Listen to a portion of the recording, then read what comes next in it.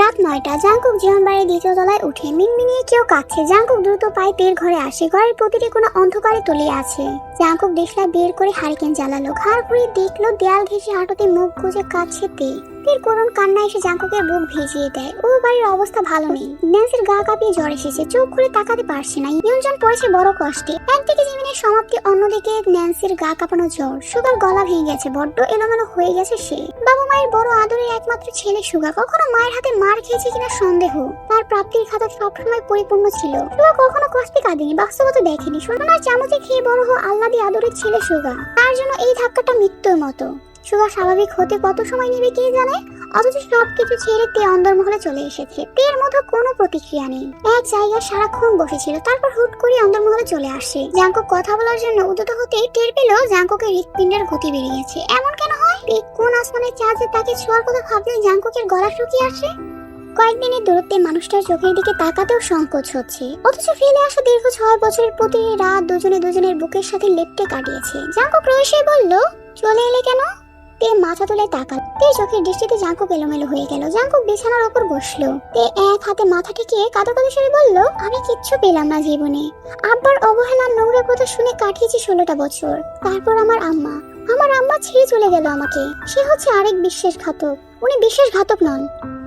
করেছে সবকিছুর জন্য আমার আম্মাই দায়ী। সব ভুল আমার আম্মার। সে আমাকে জন্ম দিয়েছে, আমাকে আগুনে ঠেলে দিয়ে নিজে চলে গেছে। ছোট থেকে আমাকে বলে এসেছে সারা জীবন আমার সাথে থাকবে, আমাকে আগলে রাখবে, যাই হয়ে যাক সব আমাকে বলবে। কিন্তু আম্মা একটা কথাও রাখিনি কোনো কথা। প্রতারক, বিশ্বাসঘাতক, সব দোষ আমার মায়ের, সব দোষ। তে অস্থির হয়ে পড়েছে। কাঁদতে কাঁদতে হুট করে জাংকুকের দিকে তাকিয়ে তে হাসলো। বলল, সবাই কি ভেবেছে আমাকে কষ্ট দিয়ে কাঁদাবে? আমি কাঁদবো না, কিছুতেই কাঁদবো না। কিন্তু কাঁদবো না বলেও আবার কাঁদতে শুরু করলো। কষ্টের মাত্রা পেরিয়ে গেলে মানুষ মানসিকভাবে বিপর্যস্ত হয়ে পড়ে। এই তার জীবনের ছোট ঘটনাগুলোকে বড় বড় করে ভাবতে থাকে। সারাক্ষণ বিলাপ করে আর কাঁদে। এর কান্না শুনে জাংকুকের মাথা ফেটে যাচ্ছে। জাংকুক চিৎকার করে বলতে চাইছে, তে কান্না থামাও তুমি, আমি সহ্য করতে পারছি না। এত কেন কষ্ট তোমার? মনির কথাগুলো মনে রয়ে গেল। জাংকুক পারল না কিছু বলতে। দুই হাতে নিজের মাথার চুল টেনে ধরে। ইচ্ছে হচ্ছে অন্যবারের মতো পালিয়ে যেতে, কিন্তু আজ জাংকুক পালাবে না, পালাতে চায় না। জাংকুক তের দিকে তাকায়, নিজের মাথার চুল আরো জোরে টেনে ধরে। তে পা ছড়িয়ে বসলো, দেয়ালে মাথা ঠেকিয়ে চোখ বুঝলো। জাংকুক তের উপর চোখ রেখে নিজের হাত কামড়ে ধরে। জাংকুক নিজেকে নিজে প্রশ্ন করে, সে কি নিজের সিদ্ধান্তে অটল? হ্যাঁ না একটা সিদ্ধান্তের ব্যবধান মাত্র, তাহলে মনে যুদ্ধের সমাপ্তি। খুব দ্রুত উত্তর আসে হ্যাঁ।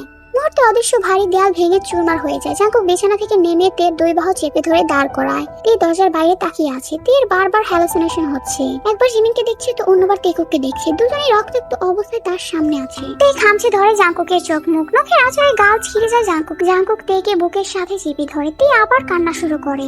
জাংকুক তেকে বিছানায় বসিয়ে দিয়ে বলল, একটু শান্ত হও, একটু। তে এতক্ষণে জাংকুকে টের পায়নি, এখন টের পাচ্ছে। তে এক ঝটকায় জাংকুকের হাত দূরে সরিয়ে দিয়ে বিছানায় মাঝে গিয়ে বসলো। জাংকুক তের সামনে এসে বসে। জাংকুকের মুখটা দেখে মনে পড়ে যায় প্রথম দিনের কথা, যেদিন পাতালের জাংকুকের সাথে প্রথম দেখা হয়েছিল। তের রক্ত ছলকে ওঠে।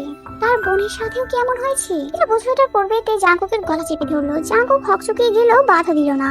তে জাংকুকের মুখের উপর ঝুঁকে কিছু একটা বিড়বিড় করে, যা অস্পষ্ট। বিড়বিড় করতে করতে শরীরের সবটুকু শক্তি দিয়ে দুই হাতে জাংকুকের গলা চেপে ধরে রাখে। জাংকুক গলায় প্রচন্ড চাপ অনুভব করে। জাংকুক নিঃশ্বাস ভারী হয়ে আসে। চোখ বুঝতে যন্ত্রণায় চোখ দিয়ে জল বেরিয়ে আসে। তে জাংকুকের গলা ছেড়ে দিল, দূরে সরে বসলো। জাংকুকের শুকিয়ে যাওয়া মুখটা দেখে ফিক করে হেসে দিল তে। তারপর আবার নীরব হয়ে গেল। জাংকুক নিজেকে ধাতস্থ করতে সময় নিল। তে কান্না থামিয়ে অবাক চোখে আয়নার দিকে তাকিয়ে আছে। তে কিছু দেখছে। জাংকুক তের কাছে এসে বসে। তে এক হাত মুঠোয় নিয়ে আঙুলগুলো আলতো করে ছুঁয়ে দিয়ে জাংকুক ওকে দিল অতীতে। গল্পটা ভীষণ ব্যক্তিগত। তে একবার বিরক্ত হয়ে রাগে স্বরে বলেছিল, আরেকটা জমা দিলে আমি বাড়ি ছেড়ে চলে যাবো কিন্তু। জাংকুক তের কথায় থমকে যায়। তখন ঢাকায় নতুন তাদের সংসার। তে ভার্সিটিতে পড়ছে। আগামীকাল তের পরীক্ষা, তাই সে পড়ছিল। কিন্তু জাংকুক সেদিন বাড়িতে ছিল আর সারাক্ষণ থেকে বিরক্ত করে যাচ্ছিল। তে মুখের সামনে গিয়ে একবার নাকে চুমো দেয়, আরেকবার গালে। বারংবার তে পড়ার খেয়ে হারিয়ে ফেলছিল। তে ভীষণ রেগে যায় আর কথাটা বলে ফেলে। জাংকুক তো বরাবরই রাগী। জাংকুক তাৎক্ষণিক রাগ করে ঘর থেকে বেরিয়ে যায়। সন্ধ্যার সময় বাড়ি ফিরে তাও তের সাথে কোনো কথা বলে না। তে তো অবাক। তে কথা বলতে গেলে হুহা ছাড়া কিছুই বলেনি জাংকুক। তে মুখে কিছু বলতে লজ্জা পায়, তাই তে বিভিন্ন ভাবে জাঙ্কুকের আকর্ষণ পাওয়ার চেষ্টা করেছে। জাঙ্কুক প্রথম পদক্ষেপে নরম হয়ে গেল প্রকাশ করলো না। জাঙ্কুক গম্ভীর হয়ে থাকে, চুপচাপ খেয়ে ঘরে গিয়ে শুয়ে পড়ে, অথচ অন্যবার থেকে টেনে নিয়ে যায়, তারপর একসাথে ঘুমায়। জাঙ্কুকের আচরণে তে মনে ব্যথা পায়। একটা কথার জন্য এরকম কেউ করে? তে অভিমানে বৈঠকখানায় বসে থাকে। জাঙ্কুক এদিকে চিন্তিত, রাত বাড়ছে, তে আসছে না কেন। জাঙ্কুক ভাবলো তে সিনিয়ে নিয়ে কথা বলে তার রাগ ভাঙানোর চেষ্টা করবে। তখন জাঙ্কুক কিছু একটা চেয়ে বসবে, কিন্তু তার অর্ধাঙ্গিনী তো ঘরেই আসছে না। জাঙ্কুক বিছানা ছেড়ে বাইরে বেরিয়ে আসে। সিঁড়ি ভেঙে নামার সময় দেখে তে সোফায় গাল ফুলিয়ে থম মেরে বসে আছে। রাগ ভাঙানোর বদলে উল্টো রাগ করে বসে আছে, কি অদ্ভুত। জাঙ্কুক হ্যাক করে গলা পরিষ্কার করে বলল, রাত কয়টা বাজে? কারো খবর আছে? কেউ কি ঘরে যাবে না? কেউ তাকে পাত্তা না দিলে সে কেন ঘরে যাবে? জাঙ্কুক হেসে ফেললো। জাঙ্কুক তের সামনে এসে বসে, চোখে জল চিকচিক করছে। জাঙ্কুক তের হাতে চুমু দিয়ে বলল, কি বাচ্চা কাচ্চা বিয়ে করলাম রে, এতটুকুতে কেঁদে দেয়? তো ছেড়ে দেন না, মৃত্যুর আগে ছাড়ছি না। পরপরে যদি আবার দেখা হয় তখন আমি আবার তোমার পিছু নেব। জাঙ্কুক বর্তমানে ফিরে আসে। জাঙ্কুক রান্নাঘরে গিয়ে লতিফাকে গরম পানি আর ছোট তোয়ালে নিয়ে আসতে বলে। তের মাথাটা ভীষণ ব্যথা করছে, তার হাঁটু থেকে পা অব্দি কাদা লেগে আছে। জাঙ্কুক ভেজা তোয়ালা দিয়ে তের পা হাত মুছে দিল, তারপর লতিফাকে ডেকে আনলো। লতিফা তেকে দেখে ভয় পেয়ে যায়। জাঙ্কুক লতিফাকে বলল, কয়দিনে ঠিক হয়ে যাবে, শোন তোর সাথে কিছু কথা আছে। তের যত্ন নিবি। রাধাপুরে রঞ্জন মেরে চিনিস না? চিনি। উনি নিজের হাতে বাদামের তেল বানান, খাঁটি বাদামের তেল। তে চুলে বাদামের তেল দেয়, ওনার কাছ থেকে সবসময় বাদামের তেল আনবি। আর ওর পিঠে হাড়ে মাঝে মাঝে ব্যথা হয়, ছোটবেলা কোথাও আঘাত পেয়েছে, যখন ঝুঁকে ঝুঁকে হাঁটবে ফুচকে পিঠে হাড়ে ব্যথা হচ্ছে, তখন ধরে নিয়ে সরিষার তেল ডলে দিবি আর গরম ছ্যাঁক দিবি। 3 বেলা নিজের দায়িত্বে জোর করে খাওয়াবি, আর পিঠের দিকে কিন্তু খেয়াল রাখবি অবশ্যই। লতিফা জানে না তাকে কেন এই দায়িত্ব দেওয়া হচ্ছে। লতিফা প্রশ্ন করলো না, বাধ্যের মতো মাথা নাড়ালো। তে আবার মিনমিনিয়ে কাঁদছে, অস্পষ্ট সুরে জিমিনকে ডাকছে। লতিফা তে শাড়ি ও বিছানা চাদর পাল্টে দিল।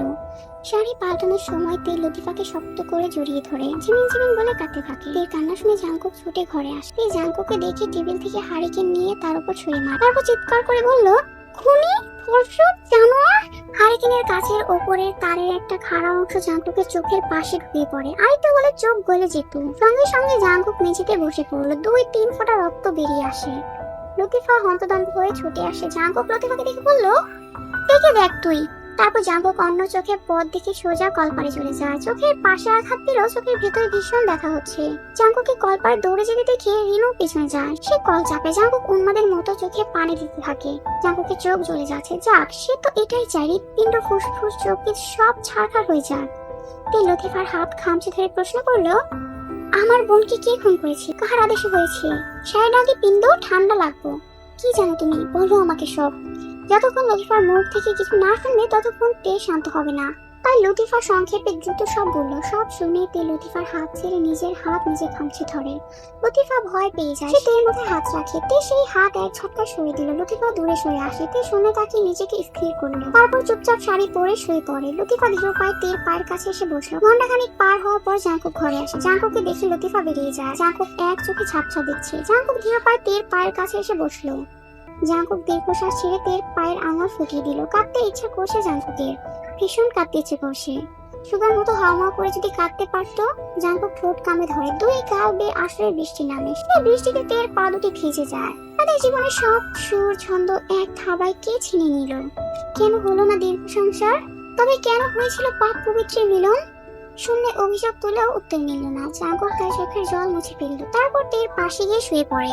একবার ভাবলো তেকে শক্ত করে জড়িয়ে ধরবে, তারপর আবার ভাবলো যদি তের ঘুম ভেঙে যায়। তাই চুপচাপ দুটো রেখে শুয়ে থাকে। শেষ রাতে তে ঘুমের মধ্যেও কেটে ওঠে। পাশ ফিরে দেখে জাঙ্কুক শুয়ে আছে। জাঙ্কুকের চোখ দুটি বোঝা। গত দিনগুলোতে জাঙ্কুক ঘুমায়নি। তে সংস্পর্শ আসতেই জাঙ্কুককে ঘুম চেপে ধরেছে। তে জাঙ্কুককে দেখে ঘুম পায়। জাঙ্কুকের এক চোখ খুলে আছে। তে আলতো করে আহত স্থান ছুঁয়ে দেয়। কি যেন মনে পড়তে অন্যদিকে ফিরে শুয়ে পড়ে। জাঙ্কুক চোখ খুললো। তের পিঠের উপর নির্বিকার ভাবে চেয়ে থাকলো। ফজরের আজানের সুর ভেসে আসতে জাঙ্কুক উঠে বসে। তারপর বিছানা থেকে নেমে তের মুখের সামনে চেয়ার নিয়ে বসলো।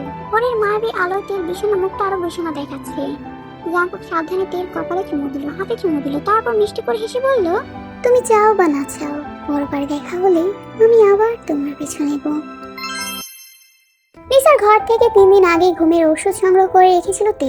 আজ রাতে খাবার পরিবেশন করার পূর্বে খাবারের সাথে ঘুমের ওষুধ মিশিয়ে দেওয়া হবে।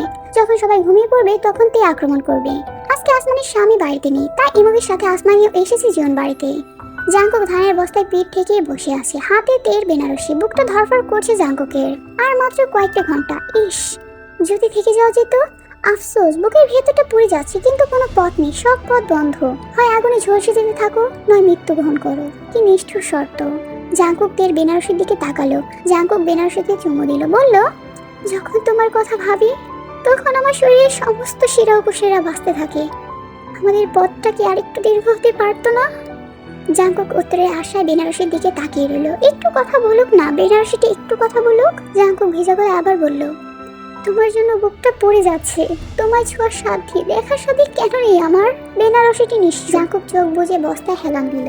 গত কয়েকদিনে তের উচ্চারিত প্রতিটি শব্দ কানে বাজছে। যখন তে বলে, একবার একবার নিজের মা বোনকে মেয়েগুলো জায়গা দাঁড় করিয়ে ভাবুন, একবার আমাকে মেয়েগুলো জায়গা ভেবে দেখুন, কথাগুলো কানে বাজলো। তখন চোখের পর্দায় ভেসে ওঠে তের নগ্ন শরীর।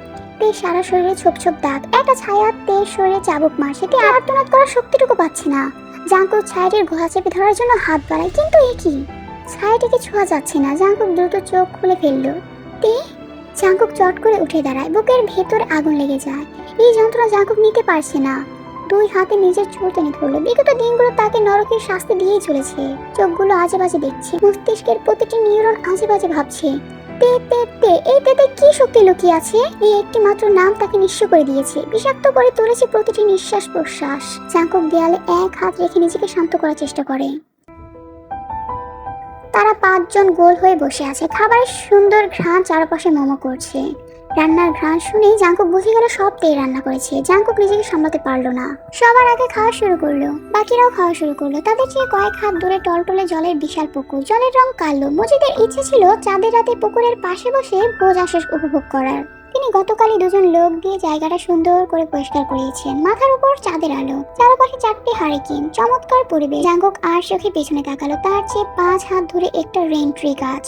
গাছটির পেছনে জাঙ্কুক চাপাতি আর রামদা রেখেছে। আর একটু রাত বাড়লেই যখন সবাই ক্লান্ত হয়ে যাবে, নেশা করবে, তখন জাঙ্কুক আক্রমণ করবে। জাঙ্কুক চুপচাপ প্রহর গুনতে থাকে। খাওয়া শেষে প্লেটগুলো দূরে রাখা হয়। জাঙ্কুক কথা কম বলছে, মোক্ষম সুযোগের অপেক্ষায় আছে। কিন্তু জাঙ্কুকের সুযোগ আসার পূর্বেই জাঙ্কুক এবং বাকিরা ঘুমের কাছে হেরে যায়। এতই ঘুম পেয়েছিল যে তাদের শরীর অন্দরমহলে যাওয়া অব্দি ইচ্ছা শক্তি পেল না। লতিফা কিছুটা দূরে অন্ধকারে লেবু গাছের আড়ালে বসেছিল। যখনই দেখলো ভোজ আসরের 5 জনই ঘুমিয়ে পড়েছে, সে ছুটে যায় অন্দরমহলে। তে সদর ঘরে শান্ত হয়ে বসেছিল। লতিফা হাঁপাতে হাঁপাতে সব জানালো। তারপর তারা লুকিয়ে রাখা দড়ি ও ওড়না নিয়ে চলে আসে পুকুর পাড়ে। তে, লতিফা ও রিনু মিলো ঠান্ডা মাথায় মজিদ, খলিল, জাঙ্কুক, ইমুগি এবং আসমানির হাত পা মুখ বেঁধে ফেলল। তারপর এক এক করে টেনে নিয়ে গেল রেন্ট্রি গাছের সামনে। 5 জনকে 5টি গাছের সাথে বেঁধে ফেললো। তারপর স্থির হয়ে দাঁড়ালো। তে বলল, এবার তোমরা বেরিয়ে যাও। লতিফা ও রিনু দুজনেই গায়ে বরকা ছিল। তারা ব্যাগ নিয়ে আসে। বের হওয়ার পূর্বে রিনু লতিফা থেকে জড়িয়ে ধরে কান্না করে দিল। তারপর বলল, আবার দেখা হইব তো তে? আল্লাহ চাইলে আবার দেখা হবে আমাদের বুবু। সামলাতে পারবা সব? পারবো, তুমি বেরিয়ে যাও, আর দেরি করো না। লতিফা এক হাতে ব্যাগ নিয়ে অন্য হাতে রিনুর হাত ধরলো। তারপর ছলছল চোখের দিকে একবার দেখে বেরিয়ে পড়লো অচেনা গন্তব্যে। আমিনা সদর ঘর থেকে সবকিছু দেখছেন। তে রান্নাঘর থেকে হাতে রামদা তুলে নিল। তারপর আমিনাকে জোর করে ঘরে ঢুকিয়ে বাইরে থেকে দরজা বন্ধ করে দিল।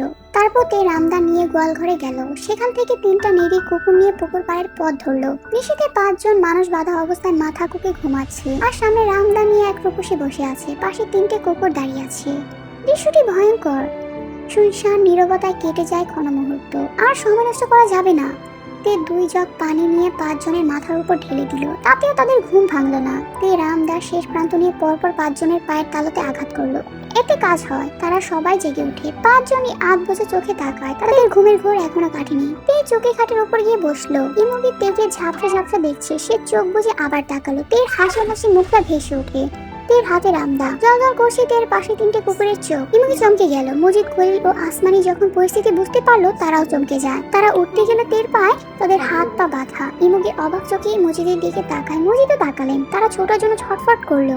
জাঙ্কুক তের দিকে তাকিয়ে আছে। জাঙ্কুকের চোখ দুটি বারবার বুঝে যাচ্ছে, তবে পরিস্থিতি ধরতে পেরেছে। জাঙ্কুক সবসময় বলে তের নাকি নিজস্ব আলো আছে। এই যে এখন জাঙ্কুকের মনে হচ্ছে অন্ধকারাচ্ছন্ন অতলে যখন সে তলিয়ে যাচ্ছিল, তখন তে এসে আলোর মিছিলে ভরিয়ে দিয়েছে তার মনের উঠান। তে 5 জনকে পরখ করে নিল। তাদের ছটফটানি আর ভয়ঙ্কর চোখ তের দেখা সব থেকে সুন্দর ও তৃপ্তিকর দৃশ্য। জাঙ্কুকের উপর তের চোখ পড়তে আগে চোখে ভেসে ওঠে জাঙ্কুকের অযত্নে বেড়ে ওঠা মাথার চুল, যা জাঙ্কুকের কপাল ও চোখ ঢেকে রেখেছে।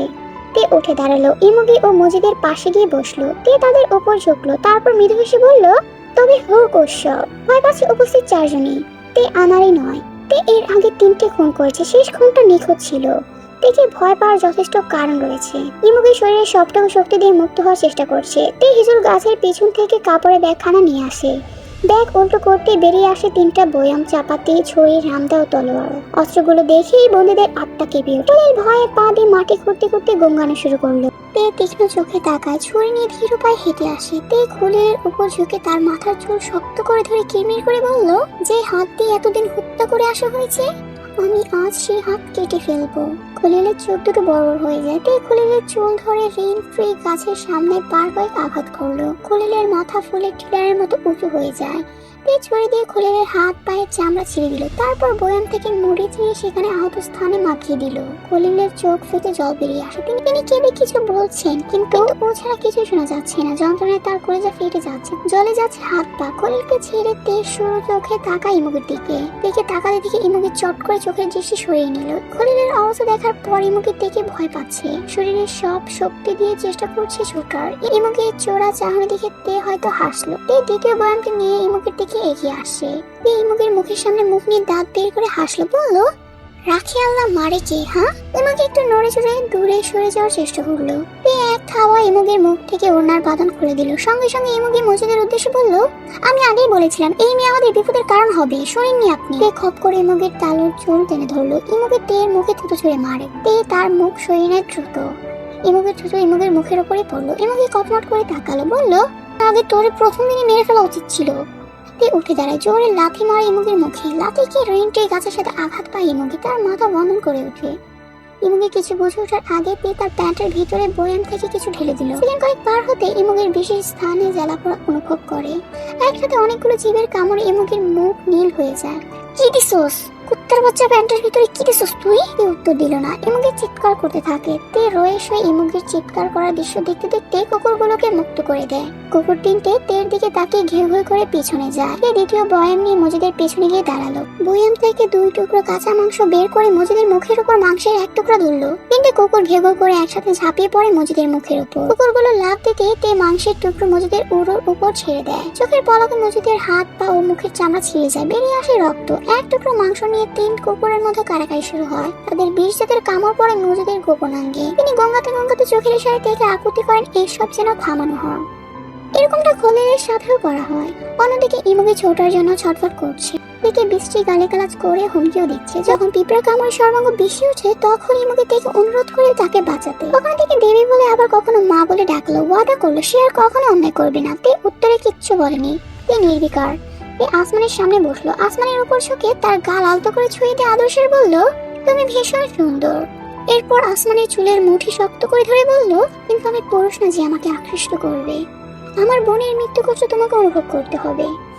আসমানের পায়ের দড়ি খুলে সেই দড়ি দিয়ে আসমানের গলা পেঁচিয়ে ধরে। যতক্ষণ না আসমানের নাক মুখ দিয়ে রক্ত বের হয়, তে শরীরের সবটুকু শক্তি দিয়ে টেনে ধরে রাখে দড়ি। কোনো মুহূর্ত যুদ্ধে আসমানি নিস্তেজ হয়ে যায়। তে দড়ি ছেড়ে দিল। তার 2 হাত ছেড়ে আসমানের মৃত লাশ থেকে দূরে সরে দাঁড়ায়। এদিকে পিঁপড়ার কামড় ইমুগের কোমর থেকে পায়ের তালু অব্দি অবশ হয়ে গেছে। শরীর ব্যথায় টনটন করছে। তার স্পর্শকাতর স্থান গুরুতর আহত। তে ছুরি নিয়ে ইমুগের সামনে এসে দাঁড়ায়। ইমুগের উরুতে ছুরি প্রবেশ করে আবার বের করে আনে। ইমুগে অনেক চিৎকার করে উঠলো, অনেক কষ্ট উচ্চারণ করলো, আর না, আর না। ছুরি দিয়ে ইমুগের শরীরে অবনত আঘাত করতে থাকে। তারপর এক চোখ তুলে নিল। ইমুগে জোরে আর্তনাদ করে উঠলো, আকুতি করে তাকে মৃত্যু দিতে নয়তো বাঁচতে দিতে। তাতে দাঁত চেপে ইমুগের 2 গাল চিপা দিয়ে ধরলো। ফিসফিসে আওয়াজ করে বলল, এই চোখগুলো আর কোনোদিনও কোনো মেয়েকে দেখবে না, কোনোদিনও না। কথা শেষ করে ইমুগের আরেকটা চোখে ছুরি ঢুকিয়ে দিল। তারপরে মুখের ওপর ছুরি দিয়ে তেসরা ভাবে টান মারলো। ইমুগের নাক ছিঁড়ে উপরের ঠোঁট দুটি ভাগ হয়ে যায়। চিৎকার করার শক্তিটুকু আর পেল না ইমুগে। তার পূর্বে বেহুশ হয়ে যায়। ক্রোধে মৃদু কাঁপছে। সাদা শাড়ি ইতিমধ্যে রাঙা হয়ে গেছে। রামদা দিয়ে নিষেধের গতিতে যেভাবে পারে ইমুগেকে কোপাতে থাকে। ইমুগের শরীরে মাংস ছিটকে পড়ে এদিক সেদিক। প্রায় মিনিট 10 পর স্থির হয়ে দাঁড়ালো। মুখ রক্তে অস্পষ্ট, চোখ দুটি ছাড়া কিছুই দেখা যাচ্ছে না। শাড়ি তাজা রক্তে জবজবে। রামদা থেকে রক্ত চুইয়ে চুইয়ে পড়ছে। রামদা রেখে সদ্য কেনা চাপাতি তুলে নেয় হাতে। ঘুরে এসে মজিদের সামনে দাঁড়ায়। কুকুরের আঁচড় আর কামড়ে মজিদের প্রাণ নিতে পড়েছে। মজিদের মুখের বাঁধন খুলে দেয় মজিদের শেষ আর্তনাদ শোনার জন্য। মজিদ স্পষ্ট করে মা বলল। মজিদের কথা শেষ করতে পারলো না। চিৎকার করে হাত ঘুরিয়ে এক আঘাতে মজিদের মাথা দ্বিখণ্ডিত করে ফেললো। এক মুহূর্ত থামলো না, হিংস্র তাণ্ডব চালিয়ে গেল। রক্তের তৃষ্ণা মিটেনি। তে খলিলের মুখের বাঁধন খুলে দিল। খলিল হাউমাউ করে কেঁদে উঠলো। তে চাপাতে দুই হাতে ধরে হাত ঘুরিয়ে উন্মাদের মতো খলিলকে আঘাত করতে থাকে। এক আঘাতে খলিলের আত্মা দেহ ছেড়ে দেয়, কিন্তু তে থামলো না। তে ক্রোধ স্বর মুখে রেখে খলিলকে ইচ্ছা মতো কোপাতে থাকলো। তে ক্লান্ত হয়ে চাপাতে খলিলের মুখের ভেতর ঢুকিয়ে দিল। বাম হাতে কোমর থেকে আরেকটা ছুরি নিয়ে খলিলের পেটে ঢুকিয়ে দিল। ইমুগি মজিদ আর খলিলের রক্ত মাটি বেয়ে পুকুরের কালো জলের দিকে যাচ্ছে। তে মাটিতে বসে পড়ে। হিংস্র ঝড়ের তাণ্ডব থামতেই চারিদিকে নিস্তব্ধতা ভর করে। তে ভীষণ ক্লান্ত। তে দুই চোখ বুজে লম্বা করে নিঃশ্বাস নিল, তারপর মাথা তুলে জাঙ্কুকের দিকে তাকালো। জাঙ্কুক এতক্ষণে তের দিকে তাকিয়েছিল। তেকে তার দিকে তাকাতে দেখে জাঙ্কুক চোখ সরিয়ে নিল। জাঙ্কুকের চোখের উপর পড়ে থাকা চুলগুলো বাতাসে উড়ছে। জাঙ্কুক শান্ত হয়ে বসে আছে, কোনো ছটফটানি নেই, অস্থিরতা নেই, ভয় নেই। তে ঘাড় ঘুরিয়ে ডান পাশে তাকালো। জাঙ্কুকের দেয়া নতুন তলোয়ারটি ঘাসের ওপর পড়ে আছে। তে তলোয়ারটি হাতে তুলে নিল, তারপর ফিরে তাকালো জাঙ্কুকের দিকে। সেদিনের কথা, যেদিন জাঙ্কুক নিজে এই তলোয়ারটি তীর হাতে তুলে দিয়েছিল, জীবন নেওয়ার অনুমতি দিয়েছিল। এই কথা শুনে তে ঠিকই কান্না, কিন্তু আজ শুধুই তে ইয়াং, প্রিয় স্বামীর তে নয়। তে শক্ত করে তলোয়ার ধরে সামনে এগিয়ে যায়। তে যত এগোচ্ছে অনুভব করছে বুকের ভিতরে শক্ত আবরণটা সরে যাচ্ছে। একটা নরম কোমল অনুভূতি জেগে বসেছে। তে জাঙ্কুকের সামনে এসে দাঁড়াতেই জাঙ্কুক চোখ তুলে তাকালো। এই যে রাতের বাতাসে তের এক দুটো চুল উঠছে, তাতেও ভালো লাগছে। রক্তের মাখামাখিও তের রূপের বাহার নষ্ট করতে পারেনি, অন্তত জাঙ্কুকের কাছে। নির্জন নিরিবিলি পরিবেশে জাঙ্কুককে এমন অবস্থায় এত কাছে দেখে তের চোখগুলো শীতল হয়ে ওঠে। তের মনে হচ্ছে সেদিনই তো তাদের বিয়ে হলো। জাঙ্কুক তার শক্তপোক্ত দুটি হাত দিয়ে তেকে কোলে তুলে নিয়ে ঘরে ঢুকে উপহার দেয় নতুন সংসার, নতুন পৃথিবী। তে জাঙ্কুকের সংস্পর্শে এসে আবিষ্কার করে নতুন এক সত্তা। পুরনো কথা ভেবে তের কণ্ঠনালীতে একটা যন্ত্রণা ঠেকছে। তে মাটিতে তলোয়ার রেখে রিংট্রি গাছের দড়ি থেকে জাঙ্কুকে মুক্ত করে দেয়। এখন শুধু জাঙ্কুকের হাত পা আর মুখ বাঁধা। তে জাঙ্কুকের সামনে বসলো। জাঙ্কুকের নত যেন মুখটা নিখুঁত ভাবে পর্যবেক্ষণ করলো। তারপর জাঙ্কুকের বুকে সাবধানে এক হাত রাখলো। তের একটুখানি ছোঁয়া জাঙ্কুকের সত্তাকে কাঁপিয়ে তোলে। আকাশ ভেঙে বজ্রপাত পড়ে। তে ছলছল দুটি চোখ স্পষ্ট। জাঙ্কুকের মনে হচ্ছে আকাশের চাঁদটা ঠিক তের মাথার উপরই। জাঙ্কুক সকল অনুভূতি হারিয়ে ফেলেছিল, কিন্তু তেকে কোমল চোখে তাকাতে দেখে জাঙ্কুকের বুকটা হু হু করে কেঁদে উঠলো। চোখের চাহনিতে মনের সবটুকু ভালোবাসা ঢেলে দিয়েছে তে। বোঝা যাচ্ছে তে জাঙ্কুককে কতটা ভালোবাসে। জাঙ্কুক আশা করেনি এই মুহূর্তে এত কিছুর পর তের চোখে পুরনো প্রেম দেখতে পাবে। জাঙ্কুকের চুপ থাকা জাঙ্কুকের নির্লিপ্ততা বলে দিচ্ছে সে তের কোনো আঘাতকেই পরোয়া করে না। জাঙ্কুকের মায়ে মায়ের চোখ দুটি গ্রাস করে ফেলে তেকে। যেন জানি তের খুব কান্না পাচ্ছে। বুকের ভিতরে কোথায় যেন লুকোনো জায়গা থেকে একদল অভিমান প্রচন্ড কান্না হয়ে দুই চোখ ফেটে বেরোতে চাইছে। তে কেঁদে বলল, আমায় কেন ভালোবাসলেন না? জাঙ্কুকের এক চোখ থেকে জল বেরিয়ে আসে। জাঙ্কুক কিভাবে বোঝাবে তেকে সে কতটা ভালোবাসে? কি করে বলবে? জাঙ্কুক তের যেন বিষের দানা। তে হুট করে জাঙ্কুকের কপালে চুমু খেলো। জাঙ্কুকের হৃৎপিণ্ড জ্বলে ওঠে। জাঙ্কুকের নিঃশ্বাস বন্ধ হয়ে আসে। তের দুই চোখের জল আটকাতে পারলো না। বলল, আপনার দুটি সত্তার একটি আমার স্বামী, আমি তাকে সম্মান করি, কিন্তু অন্য সত্তার জন্য আপনাকে মরতে হবে। তে ঠোঁটে ঠোঁট চেপে কান্না আটকাচ্ছে। জাঙ্কুক নিজেকে সামনে চোখের দৃষ্টি নত করলো। তে নিজেকে নিজে প্রশ্ন করে, বুকটা জ্বলে যাচ্ছে কেন? একটু আগের তেজটা কেন নেই বুকের ভেতর? জাঙ্কুকের ভালোবাসার অভাবটা কি পড়িয়ে দিচ্ছে। 6টা বছর মানুষটা এত কেন ভালোবাসলো? এত নিখুঁত ভালোবাসার অভিনয় হতে পারে? কাঙাল তে, তার স্বামীর ভালোবাসায় কাঙাল, কিন্তু সেই ভালোবাসায় প্রতারণা করলো। এই ভালোবাসা ভাগ হয়েছে আরো আগে। প্রশ্নগুলো বাতাসে উড়ে যায় না কেন? তে খাপ থেকে তলোয়ার বের করলো। তলোয়ারখানা দেখে তের বুক কেঁপে ওঠে। তে ঢোক গিলে নিজেকে ধাতস্থ করলো। তারপর কাপা হাতে জাঙ্কুকের মুখ থেকে ওড়নার বাঁধন খুলে দিল। জাঙ্কুকের আত্মনাদ শোনার জন্য নয়। তে চায় জাঙ্কুক তাকে কিছু বললো, কিন্তু কি শুনতে চাইতে ও নিজেও জানে না। জাঙ্কুকের বেলাতে কঠোর হতে দূরে থাক, তলোয়ার চালানোর সাহস পাচ্ছে না তে। জাঙ্কুক মাথা নত করে অপেক্ষা করছে মৃত্যুর জন্য। মৃত্যু তার জন্য উপহার। জাঙ্কুকের চুপ থাকা তের মনের ব্যথা আরো বাড়িয়ে দিচ্ছে। তে বলল, কিছু বলার আছে? জাঙ্কুক তাকালো। এই তো, এই দৃষ্টি থেকে খুন করে ফেলে। তীরের বেগে বুকের ভেতর ছিদ্র করে ফেলে। এই পৃথিবীতে নাকি শ্যামবর্ণ অবহেলিত, অথচ ভুবন মোহিনী রূপসী তে শ্যামবর্ণের এক পুরুষকে ভালোবেসে থমকে গিয়েছে। জাঙ্কুক বলল, গত 4 দিনের যন্ত্রণার একাংশ যদি তুমি অনুভব করতে, আমাকে খুন না করে বাঁচিয়ে রাখতে। আমার শাস্তি হতো আমার বেঁচে থাকা। জাঙ্কুকের কথা শেষ করে চোখের পলক ফেলার পূর্বে তে তার বুকের মধ্যেখানে তলোয়ার ঢুকিয়ে দিল। তলোয়ার বুক ভেদ করে পিঠে গিয়ে ঠেকে। আচমকা আক্রমণ করায় জাঙ্কুক অবাক হলো। মুখ দিয়ে রক্ত বেরিয়ে আসে। বুকের যন্ত্রণা শেষবারের মতো দুই চোখ ছাপিয়ে বেরিয়ে পড়ে। জাঙ্কুকের মুখ থেকে এত রক্ত বের হতে দেখে তের পায়ের তলার মাটি কেঁপে ওঠে। তে সঙ্গে সঙ্গে তলোয়ার টেনে বের করলো। জাঙ্কুকের দেহটা দপ করে শব্দ করে লুটিয়ে পড়ে মাটিতে। তের বুক ছ্যাদ করে ওঠে, বুকের ভেতর পাহাড় ধসে পড়ে। তে দ্রুত জাঙ্কুকের 2 হাতের বাঁধন খুলে দেয়, কাঁদতে কাঁদতে বলে, যাবেন না, যাবেন না আমাকে ছেড়ে। জাঙ্কুকের শরীর 2-3টে ঝাঁকি দিয়ে নিথর হয়ে যায়। তে মাথায় এক হাত দিয়ে উন্মাদের মতো এদিক সেদিক তাকায়। তার শরীরটা কেমন যেন করছে, চোখের সামনে তিলে তিলে গড়ে তোলা প্রেমের রাজপ্রাসাদ ভেঙে চুরমার হয়ে যাচ্ছে। তে 2 হাতে মাটি চাপড়ে চিৎকার করে কেঁদে উঠল। তে আপন মানুষদের মৃত্যু দেখতে দেখতে ক্লান্ত। তে যন্ত্রণার পাহাড় ভেঙে গেছে। তে বাচ্চাদের মতো হাঁটুতে ভর দিয়ে একবার ডানে যায়, আরেকবার বামে যায়। তারপর জাঙ্কুকের মাথার কাছে এসে বসে। জাঙ্কুকের চোখ দুটো খোলা, তের দিকে তাকিয়ে আছে। চোখ জোড়ার কি তেকে দেখার তৃষ্ণা মেটেনি? তোমাকে দেখার তৃষ্ণা আমার কখনোই মিটবে না তে। তে চমকে পেছনে তাকায়, কেউ নেই। ডান পাশ থেকে আবার শুনতে পায় একই কথা। তে ডান পাশে ফিরে তাকায়, তারপর শুনতে পায় বাম পাশ থেকে। তে চোরকির মতো ঘুরতে থাকে। তে বাস্তব দুনিয়া থেকে বেরিয়ে এসেছে অনেক আগে। জাঙ্কুকের বলা পূর্ণ কথাগুলো তে শুনছে, প্রতিটি কথা তাকে সূচের মতো খোঁচাচ্ছে। তে এত ব্যথা সহ্য করতে না পেরে 2 হাতে খামচে ধরে ঘাস, তারপর এক হাত দিয়ে মাটিতে আঘাত করতে করতে চিৎকার করে কাঁদলো। তারপর মাথা ধরে এক হাতে জাঙ্কুকের চোখ দুটি বন্ধ করে দিল। চোখের জল মুছে চারপাশে চোখ বুলালো।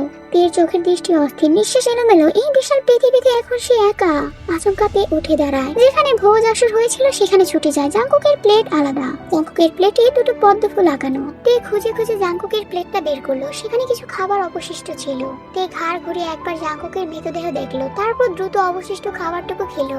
খাবার শেষ হতেই পানি না খেয়ে দৌড়ে জাঙ্কুকের কাছে আসে। তে জাঙ্কুকে টেনে সোজা করলো। জাঙ্কুকের শার্টের বুক পকেট থেকে একটা বিশেষ শিশি বেরিয়ে আসে। তে শিশিখানা হাতে নিয়ে অবাক চোখে জাঙ্কুকের ফ্যাকাশে মুখটা দেখে। তারপর ভাবলো বিষ খেয়ে আত্মহত্যা করবে, কিন্তু পরক্ষণে মনে পড়লো আত্মহত্যা মহাপাপ। তে বিশেষ শিশি ছুঁড়ে ফেলে পুকুরে। জাঙ্কুকের মাথাটা কোলে নিয়ে অনেকক্ষণ গুনগুন করে কাঁদলো তে। বাতাসের বেগ বেড়েছে, রক্ত শুকনোর পথে। তে ভীষণ ঘুম পাচ্ছে। তে রক্তাক্ত জাঙ্কুককে টেনে মাঝে নিয়ে এসে সুন্দর করে শুয়ে দিল। তারপর জাঙ্কুকের নিথর দেহটিকে 2 হাতে জড়িয়ে ধরে তার বুকের উপর শুয়ে পড়লো। মিনিট 2 পর ঘুম ঘুম চোখে মাথা উঁচু করে জাঙ্কুকের 2 গালে সময় নিয়ে 2টো চুমু দিল তে। ক্লান্ত তে জাঙ্কুকের বুকে শুয়ে শান্ত হলো। চোখ বুঝলো যে পৃথিবীর লীলা খেলায় সে বাধ্য হয়েছে স্বামীর বুকে অস্ত্র চালাতে। সেই পৃথিবীর উদ্দেশ্যে মনের খাতায় চিঠি লিখলো, ক্ষমা করো পৃথিবী, তাকে আমি ঘৃণা করতে পারিনি, তাকে আমি নিষ্ঠুর মৃত্যু দিতে পারিনি। যার হাতের 5টি আঙুল আমার নির্ভরতা, যার বুকের পাঁজরে লেগে থাকা ঘামের গন্ধ আমার সবচেয়ে প্রিয়, যার উষ্ণ ঠোঁটের ছোঁয়া আমার প্রতিদিনের অভ্যাস, যার এলোমেলো চুলে আমি হারিয়ে যাই বারংবার, যার ভালোবাসার আহ্বানে সবকিছু তুচ্ছ করে ছুটে যাই, যার মিষ্টি সোহাগে অন্য জগতে হারিয়ে যাই, তার কষ্ট আমি কি করে সহ্য করি? লোকে বলে স্বামীর বা পাঁজরের হাড়ে স্ত্রী তৈরি, তাহলে যার পাঁজরে আমার সৃষ্টি তার আর্তনাদ কি করে শুনি? এই কঠিন কাজ আমার পক্ষে সম্ভব হয়নি। ও পৃথিবী, সবাইকে বলে দিও আমার কবরটা যেন আমার স্বামীর কবরের ঠিক বাঁ পাশেই হয়। আমি তাকে ভালোবাসি, যেমন সত্য চন্দ্র সূর্য, যেমন সত্য আমি তাকে ভালোবাসি। শেষ রাত্রি, চারদিকে ছড়িয়ে আছে রক্ত। একটি জিহ্বা বের করা নারী, 3টি ক্ষত বিক্ষত পুরুষ দেহ ও একটি মাথা। মাঝখানে শুয়ে আছে জিয়ন জাঙ্কুক, তার বুকের ওপর শুয়ে আছে তারই অর্ধাঙ্গিনী, তারই খুনি কিম তেইয়াং। খাবারে ঘুমের ওষুধ ছিল বলে তে ঘুমিয়ে পড়েছে। অনেকগুলো তারার মাঝে একটা চাঁদটা তার নরম আলো নিয়ে ঠিক জাঙ্কুক আর তের উপর স্থির হয়ে আছে।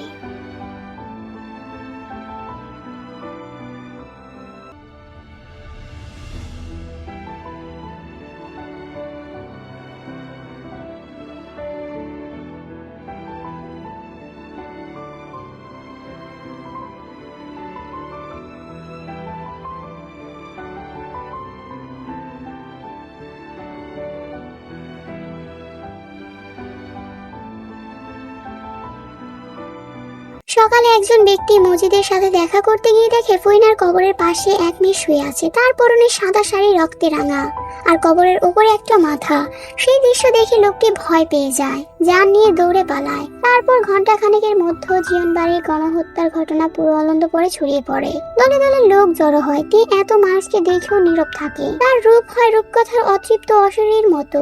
কেউ কেউ পাথর ছুঁড়ে মারলো, ডাকলো কোকিন ডাইনি রাক্ষসী। থানা থেকে পুলিশ আসে, তেকে শহরে নিয়ে যায়। নৃশংস এই খুনের কথা ছড়িয়ে পড়ে চারদিকে, টেলিভিশনে, রেডিও, সব জায়গায় এই কথা ছড়িয়ে পড়ে। অনন্তপুরের ছোট্ট গ্রাম আটপাড়ার জীবনবাড়ির বধূ কিম তিয়াং চলচ্চিত্র অভিনেতা ব্রাইডের সাথে পরক্রিয়ায় লিপ্ত হয়ে খুন করেছে স্বামী, শ্বশুর, ভাসুর ও চাচা শ্বশুরকে। সাথে আরেকটা মেয়ের লাশ পাওয়া গেছে। তাকে খুন করার কারণে এখনো শনাক্ত করা যায়নি। একদিনের ব্যবধানে পুরো দেশে তোলপাড় শুরু হয়ে যায়। নৃশংস খুনের বর্ণনা শুনে কেউ কেউ রাতে ঘুমাতে পারেনি। গ্রামবাসী তাদের প্রিয় ও মহান মাতব্বরের মৃত্যুতে ভেঙে পড়ে। তারা জানায় তারা তের ফাঁসি চায়। মুহূর্তে পুরো দেশের কাছে কলঙ্কিত হয়ে যায় তে। যে হোক গ্রামে এসে শুনে পুলিশ থেকে ধরে নিয়ে গিয়েছে। খুন হয়েছে বাড়ির প্রতিটি পুরুষ। সব শুনে ঘাবড়ে যায় জেহব। ফিরে যায় আয়ুর কাছে। আয়ু জেহবকে অনেক প্রশ্ন করে, জেহব জবাব দিল না। জাঙ্কুকের দেওয়া নীল খামটির দিকে অপলক চোখে তাকিয়ে রইল জেহব। এই খামে একটা চিঠি আর অনেকগুলো গুরুত্বপূর্ণ দলিল রয়েছে। চিঠিতে লেখা এক পরিকল্পনা, আর ঘটেছে অন্য ঘটনা। সবাই যেভাবে তের উপর ক্ষিপ্ত হয়েছে, ফাঁসি নিশ্চিত। জব চাইলে তের ফাঁসি আটকাতে পারে। তার হাতে যথেষ্ট প্রমাণ আছে, কিন্তু তার জন্য নিজের জীবন ও সংসার ত্যাগ করতে হবে। এত সাধনার পর পাওয়া নতুন জীবন ভালো করে উপভোগ করার পূর্বে কিছুতেই সে বন্দী হতে চায় না। জবের খাম থেকে চিঠিটা বের করে আরো একবার পড়লো। প্রিয় বড় ভাই, বড় বিপদে পড়ে তোমার সাহায্য চাইছি। এখানে ঘটে গেছে অনেক ঘটনা। তুই জেনে গিয়েছে সব সত্য। তোমার চিঠি পড়ার পূর্বে সব জেনেছি। আমি বিস্তারিত কিছু লিখবো না, তুমি পরে তের কাছ থেকে জেনে নিও। আমি আমার জীবন উৎসর্গ করব। তার আগে আমি 4 জনকে হত্যা করতে চাই। তার মাঝে 3 জন তের নামে কুৎসা উঠিয়েছে। আমি তখন গ্রামে ছিলাম না, ঢাকা গিয়েছিলাম। সেই সুযোগে তারা সুন্দর চাঁদের দাগ ছিটিয়েছে। রবিবারের সকাল আমার দেখা হবে না। আমার বেঁচে থাকা তের জন্য হুমকি, সেই সাথে আমার জন্য ভীষণ কষ্টের। আমি তোমাকে কিছু দলিল দিয়েছি যা প্রমাণ করে আমি একজন নারী পাচারকারী। সেই সাথে এটাও প্রমাণ করে আমার সাথে কারা কারা ছিল। একটু খুঁজে দেখো, দলিলগুলোর মাঝে আরেকটা চিরকুট আছে। সেখানে আমি স্পষ্ট করে আমার সাথে কাজ করা সবার নাম লিখে দিয়েছি। যাদের বর্তমান ঠিকানা জানা আছে সেই ঠিকানাও লিখে দিয়েছি। আমি প্রমাণ সহ স্বীকার করছি আমার সব অপরাধ। তোমার নাম সেখানে কোথাও নেই। কোথায় মেয়ে পাচার হয়, কিভাবে হয়, কারা এই কাজের সাথে যুক্ত, আমার জানা সব বিস্তারিত লেখা আছে। আমার দেওয়া ঠিকানা অনুসারে খোঁজ চালালে উদ্ধার হবে 250-এরও বেশি মেয়ে। তুমি এই চিরকুট নিজের কাছে রেখে আমার স্বীকারোক্তিটুকু চিরকুটটি ও সকল দলিল প্রমাণ হিসেবে সকলের কাছে উন্মোচন করবে। আয়ু ভাবিকে বাঁচিয়ে রাখার অবদান পুরোটাই আমার ছিল। সেই কৃতজ্ঞতা থেকে হলেও তুমি তেকে কলঙ্ক মুক্ত করো ভাই। তেকে নিজের সাথে নিয়ে যেও। দেখে রেখো, তোমার কাছে আমানত রেখে গেলাম। ইতি জিয়ং জাংকুক। জেহব চিঠি মেঝেতে রেখে 2 হাতে মাথা চেপে ধরে। জেহব মগার থেকে চিঠি পাওয়ার পরে জাংকুককে বাঁচানোর জন্য বেরিয়ে পড়ে। জাংকুককে সে ভীষণ ভালোবাসে। জাংকুকের আত্মহত্যার সিদ্ধান্ত জেহবকে বসে থাকতে দেয়নি। কিন্তু গ্রামে পৌঁছে শুনলো সব শেষ। তে খুন করেছে সবাইকে, আর এখন তে মিথ্যা অপবাদে জেলে বাস করছে। এই মুহূর্তে জেহব যদি এই প্রমাণ সমূহ নিয়ে পুলিশের কাছে যায়, পুলিশ তাকেও আটক করবে। জেহব পুলিশকে মিথ্যা বলতে পারবে না, সেই সাহস হবে না। সব সত্য জানার পর তার ফাঁসিও হতে পারে। জেহব নিজেকে উৎসর্গ করার সাহস পায় না। এর মামলার তর্ক বিতর্কে যখন 25 দিন পার হয়, তখন আয়ু নিজ ইচ্ছায় জেহবকে অনুরোধ করলো জেহব যেন তেকে বাঁচায়। মিথ্যা অপবাদে তের ফাঁসি হতে দেখে সে সুখী সংসার করতে পারবে না। তে পরকীয়ায় লিপ্ত হয়ে কাউকে খুন করেনি, এইটুকু সত্য যেন জেহব সবাইকে জানায়। জেহব রাতেই আয়ুকে নিয়ে বেরিয়ে পড়ে ঢাকার উদ্দেশ্যে। পুলিশের কাছে আত্মসমর্পণ করে। তেও তখন সব স্বীকার করেছে। সব প্রমাণ পাওয়ার পর দেশের পরিবেশ পাল্টে যায়। জনগণের মাথায় হাত পড়ে। জাংকুকের দেওয়া তথ্য অনুসারে ধরা পড়ে কয়েকটি চক্রের নেতা। তদন্ত চালিয়ে জানা যায় স্বয়ং বাণিজ্য মন্ত্রী এই চক্রের সাথে জড়িত। উদ্ধার হয় 300-এরও বেশি অসহায় মেয়ে। এই খবর দেশের বাইরে বেরিয়ে পড়ে। সৌদি সহ আরো কয়েকটি দেশে তদন্ত শুরু হয়। তারা চিরুনি অভিযান চালিয়ে জাংকুকের দেওয়া তথ্যের উপর নির্ভর করে মেয়ে সংগ্রহকারীদের খুঁজে চলে। 2 জন ধরা পড়ে, বাকিরা ধরা ছোঁয়ার বাইরে। উদ্ধারকৃত মেয়েগুলো নতুন জীবন পেয়ে আনন্দে আত্মহারা। জাংকুকের চিঠিতে নতুন গোপন তথ্য ছিল। অন্দরমহলের পেছনে বড় নারকেল গাছটির নিচে একটা বিশাল গর্ত আছে, যেখানে ছুরি, রামদা, চাপাতি, কুড়াল, চাবুক সহ অনেক অস্ত্র রয়েছে। জি চ্যাং অস্ত্রসমূহ উদ্ধার করে। সেই সাথে উদ্ধার হয় তের জন্য রেখে যাওয়া জাংকুকের লাল খামটি। তে তখন অস্বাভাবিক ভাবে ছিল, তাই তেকে হাসপাতালে রাখার আদেশ দেয় আদালত। 1.5 মাসের চিকিৎসার পর তে অনেকটা সেরে ওঠে। আদালত থেকে 10 বছরের কারাদণ্ড দেওয়া হয়। জেহব রাজসাক্ষী হতে ফাঁসির বদলে আমৃত্যু কারাদণ্ড হয়। শেষ নিঃশ্বাস অবধি সে কারাগারে কাটাবে। তারপর আয়ু চলে আসে গ্রামে। গ্রামে আসার 1 মাস পরে জানতে পারে সে গর্ভবতী। তার শূন্য জীবনে আসার আলো হয়ে আসে সন্তান আগমনের সংবাদ। দেশবাসীর মুখে কথা পাল্টে যায়। তারা তের মুক্তি চেয়ে আজও আন্দোলন করে। 7 মাস পর তে জিজেং এর সাথে ন্যান্সির বিয়ে দিয়েছে। বয়সের পার্থক্যটা বেশি হতে ন্যান্সিকে তার বউ মনে হয় না জিজেং এর। তাই গত 4 মাসের দাম্পত্য জীবনে একবারও সে ন্যান্সির হাত ধরেনি, কখনো ভাবে উনি তার একটা বউ আছে, শুধু দুজনে এক বাড়িতে থেকেছে। এই যা ন্যান্সি জিচাং কিম বাড়িতে আসে। 7 মাসে অনেক কিছু পাল্টে গেছে। আমি না আলোকে নিয়ে বাপের বাড়িতে চলে গিয়েছি। বৃদ্ধা লিসা মারা গিয়েছে। গ্রামবাসী এখন জীবন বাড়িতে যেতে ভয় পায়, সেখানে নাকি আত্মারা ঘোরাঘুরি করে। ন্যান্সি আয়ুকে 2 হাতে জড়িয়ে ধরলো। কুশল বিনিময় শেষ করে আয়ু জিচাংকে প্রশ্ন করলো, উনি ভালো আছে? জেলে খাওয়ান দাওয়ান দেয়? মারে কেউ? জিহুব সাহেব ভালো আছেন, সুস্থ আছেন, খাবার দেওয়া হয়, কেউ মারধর করে না, আপনি চিন্তা করবেন না। জিহুব সুস্থ আছে এই খবরটুকু আয়ুর বেঁচে থাকার শক্তি। পরদিন সকাল 7টা। জিচেং খাওয়া দাওয়া করে মাত্র উঠেছে, তখন 2-3টে কুকুরের চিৎকার ভেসে আসে। জিচেং দ্রুত বারান্দা থেকে নেমে লাহারি ঘরের দিকে তাকালো। অপরিচ্ছন্ন সুগা কুকুরগুলোর সাথে কি নিয়ে যেন তর্ক করছে, মাঝে মধ্যে মাটি ছুঁড়ে মারছে। জিচেং দ্রুত পায়ে সুগার দিকে এগিয়ে যায়। জিচেং এর পেছন পেছন ইয়নজন ও ন্যান্সিও গেল। গতকাল রাতে জিচেং সুগাকে দেখতে এসেছিল, তখন সুগা জিমিনের কবরের পাশে ঘুমাচ্ছিল। জুলেখা বানু ডাকতে নিষেধ করে, তাই জিচেং ডাকেনি। গোফ দাড়ির জন্য সুগাকে চেনাই যাচ্ছে না, গায়ে মাটি লেগে আছে, প্যান্টের এক পা হাঁটু অব্দি ছেঁড়া। জিচেংকে দেখে সুগা 2 কদম পিছিয়ে গেল। লাহারি ঘর থেকে জুলেখা বানু বেরিয়ে আসে। তিনি ভীষণ শুকিয়েছেন, একমাত্র ছেলেকে রেখে তিনি বাড়িতে ঘুমাতে পারেন না। সুগা কিম বাড়ি ছেড়ে এক পাও নড়ে না। সুগা তার সুস্থ জীবন জিমিনের সাথেই কবর দিয়েছে। মাস 3 আগে সুগাকে জোর করে বেঁধে শহরের ডাক্তারের কাছে নেওয়া হয়েছিল। ডাক্তারের পরামর্শে তাকে পাগলা গাড়াতে রেখে আসা হয়। 3-4 দিন পার হতে খবর আসে দারোয়ান ও 2জন নার্সকে আহত করে সুগা পালিয়েছে। জুলেখা বানু এই খবর শুনে অজ্ঞান হয়ে যান। সুগার জ্ঞান সুস্থ নয়। সুগা কি করে গ্রামে ফিরবে? দীর্ঘ 15 দিন পর সুগাকে এক গ্রামে পাওয়া যায়। জুলেখা বানু কেঁদে কেটে অস্থির হয়ে পড়ে। সুগা পাগল থাকুক, তাও চোখের সামনে থাকুক, সেটাই তিনি চান। তাই সুগাকে বাড়ি নিয়ে যান। কিন্তু সুগা জিমিনকে ছাড়া কিছুতেই খাবে না, তাই বাধ্য হয়ে সুগাকে আবার কিম বাড়িতে নিয়ে আসা হয়। সুগা সর্বক্ষণ জিমিনের কবরের পাশে বসে থাকে, বিড়বিড় করে কিছু বলে। জিমিনের কবরের চারপাশে গর্ত করে বাঁশ পুঁতেছে, তারপর টিনের ছাদ দিয়েছে যেন জিমিন বৃষ্টিতে না ভেজে। রাতে জিমিনের জন্য কিনে আনা লাল বেনারসিটি আঁকড়ে ধরে ঘুমায় সুগা। জুলেখা বানু জোর করে 2 বেলা খাইয়ে দেন সুগাকে। মাঝে মধ্যে নিজের বাড়িতে যান। নিজের বিলাসবহুল বাড়ি নিয়ে জুলেখা বানুর অহংকার ছিল, আর আজ ছেলের জন্য তাকে অন্যের বাড়ির লাহারি ঘরে থাকতে হচ্ছে। সন্তানের উপরে যে কিচ্ছু নেই। গ্রামের বাচ্চারা সুগাকে লাল পাগল ডাকে। লাল পাগল ডাকার কারণ সুগার ফর্সা সুন্দর। যদিও সুগার সৌন্দর্য টিকে নেই, গোলাপি ঠোঁট দুটি কালচে হয়ে গিয়েছে। জিসাং সুগাকে আদর্শ হয়ে ডাকলো, সুগা। সুগা এক নজরে জিসাংকে দেখলো, তারপর দূরে সরে গেল।